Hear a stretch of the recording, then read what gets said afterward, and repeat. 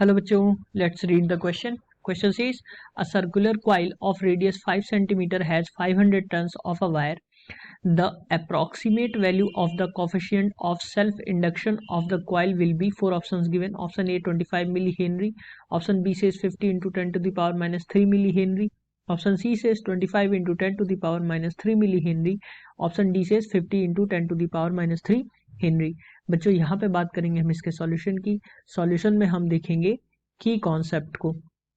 तो अगर हम करंट कैरिंग सर्कुलर कॉइल के लिए अगर हम सेल्फ इंडक्टेंस की वैल्यू देखते हैं तो L I is equal to होता है बच्चों, एल आई जो होता है वो होता है एन बी ए के बराबर, जहाँ पे बी जो है वो मैग्नेटिक फील्ड है फॉर द सर्कुलर कॉइल.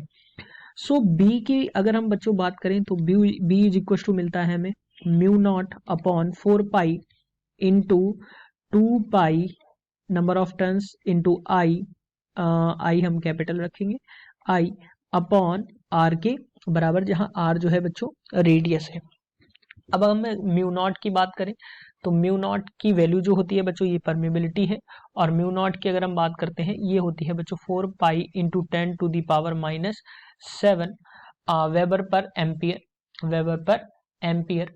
और अगर हम बच्चों यहाँ पे एन की बात करते हैं तो एन जो है वो नंबर ऑफ टर्न्स है, और अगर हम आई की बात करते हैं तो करंट इंटेंसिटी है, आर जो है बच्चों ये रेडियस है. सो अगर हम यहाँ पे वैल्यूज को पुट करें, बी की वैल्यू को पुट करते हैं तो हमें मिलता है L I equals to N, और बी के लिए अगर हम रखें तो mu naught upon 4 pi into 2 pi N I by R into A, जो कि बच्चों हो जाएगा एरिया. और एरिया के लिए अगर हम रखें तो यहाँ पे जो हमें वैल्यूज मिलेंगी वो कुछ इस तरीके से मिल जाएंगी. एरिया के लिए हम रखेंगे तो ये पाई आर स्क्वायर हम यहाँ पे डायरेक्टली पुट कर सकते हैं. अब वैल्यूज के लिए अगर हम देखें तो आई से आई की वैल्यू जो है ये कैंसिल आउट हो रही है, और बच्चों पाई से पाई कैंसिल आउट हो रहा है. और नेक्स्ट अगर हम बच्चों बात करें तो एल की वैल्यू हमें यहाँ पे मिलेगी, एल की वैल्यू जो हमें मिल जाएगी वो मिल जाएगी बच्चों mu naught N square pi R divided by 2.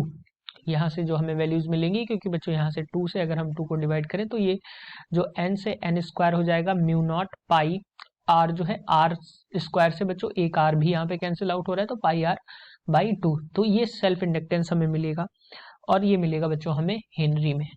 Values को पुट करेंगे, एल की वैल्यूज को पुट करेंगे तो म्यू की वैल्यू रखेंगे 4 pi into 10 to the power minus 7, N square हो जाएगा बच्चों 500 इंटू 500 इंटू पाई की वैल्यू रखेंगे बच्चों पाई, और रेडियस जो है अपॉन में यहाँ पे आ जाएगा बच्चों 2.